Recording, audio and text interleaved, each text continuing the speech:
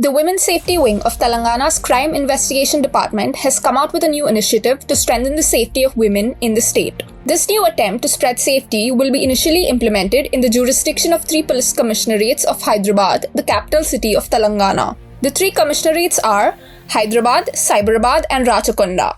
In the past 1 decade, the number of working women has grown exponentially in Hyderabad, with the overall population rising with each passing year.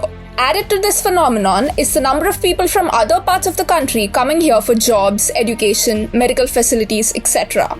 Women and girls are using various means of public, private transportation like road transport, corporate buses, metro, rail, 3-wheelers, popularly known as autos, 2-wheelers of private operators like Rapido, Ola. Safe Mobility Initiative, the new project to enhance women's safety, is the brainchild of Telangana Crime Investigation Department's Additional Director General of Police, Charu Sinha.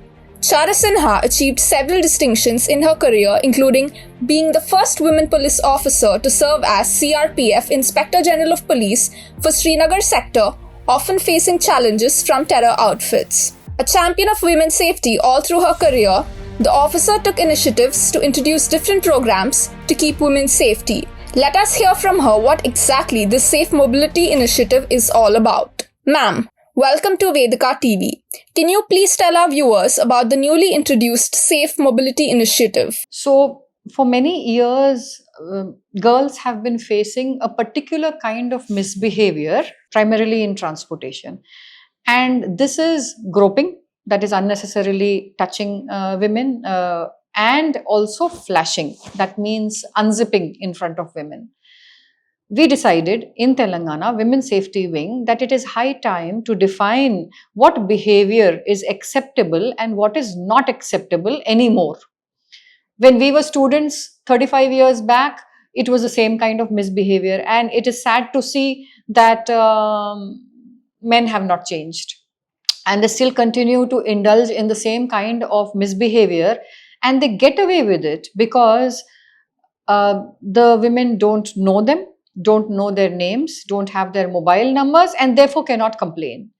So the idea of the Safe Mobility Initiative is to help the women to report, to create a reporting channel by means of which she can actually dial 100 or 112.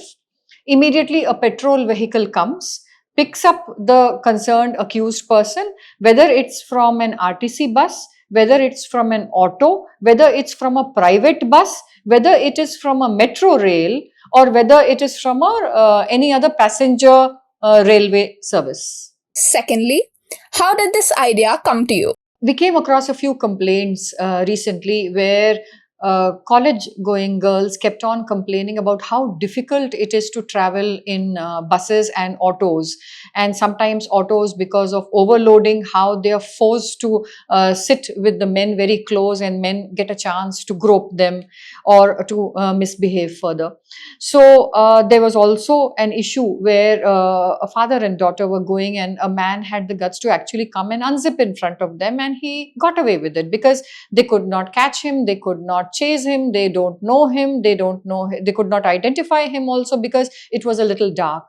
So we decided it's time that we stopped accepting this behavior as normal. We cannot normalize this kind of behavior anymore. And to all the girls, college-going girls, the younger school-going girls, even the other women who travel of any age group in buses and are misbehaved with, or in autos, or in any mode of transport, it's time to say no. You're not going to tolerate this kind of behavior.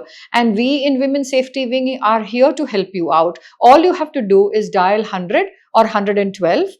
A patrol vehicle will come and pick up this concerned person, and he will be taken to the SHE teams, and you will also be asked to, as per your convenience, to either complain on the same day or come up with a complaint on the next day to SHE teams. But right now we have introduced this only in the tri-commissionerates of Hyderabad, Cyberabad and Rachakonda, because this is the area which we can cover faster through our patrol vehicles. That's great to hear. Naturally, ma'am, women are worried of their identity being revealed if they complain. So how do we address that? The moment she goes to she teams and in Bharosa centers, as you're aware, the identity of the girls are never disclosed. I can assure all the girls, women, all the ladies, not to worry about this fact at all. Your identity is not going to be exposed to anyone. My next question to you, ma'am, is who are the other stakeholders involved in this project? It is the RTC, it is the private bus services, it is the autos, it is the metro rail, and it is also the GRP, basically, because we have a lot of issues happening in the local passenger trains. That's wonderful to hear, ma'am. Did you receive any complaints from specific sections? Ever since the Safe Mobility Initiative has been launched, I'm happy to see that some girls have started reporting. But we need to publicize about this initiative more so that the public can be aware, particularly the women members of the public can be more aware that yes, you can now complain, you need not tolerate this misbehavior anymore. How is this Safe Mobility Initiative different from our emergency number that we usually use of 100? Now we have put the spotlight on this particular kind of misbehavior. Earlier, whenever any woman would feel distressed or call dial 100 or 112, then she would be actually, the petrol vehicle would come and take her to the police station because she would not know the name of the accused. So she did not even know whom to complain against. Now we have offered, or as I said, it's a reporting channel, as well as supposing a woman is traveling in a bus, RTC bus, and somebody is misbehaving with her, going on repeatedly touching her, and though she's trying to move away, but he is still not stopping, she can immediately either tell the RTC bus conductor, because all the bus conductors are now being trained, and this training will be completed in another few days. They're all being trained to actually escalate the matter to dial 100 or 112 if a girl approaches them and says that so-and-so is misbehaving with me. But on the other hand, if she's not able to reach the conductor because there's too much crowd, or because she thinks that she can dial 100 or 112 herself, she can do it herself. And now the accused will be picked up within a few minutes and then taken directly to she teams. And finally, do the complainants have to roam around police stations, ma'am? Because that is a concern everybody has. It depends on the nature of the misbehavior. So if it is going to be a complaint which results in a FIR, then definitely she will have to go to court for recording of a statement, but she need not worry because she will be handheld by our she teams and we are there to support her. Thank you so much, ma'am, for taking the time to chat with us and for educating all our viewers. This is a wonderful initiative, and VedhikaTV would like to personally thank you for taking care of all our citizens. Thank you.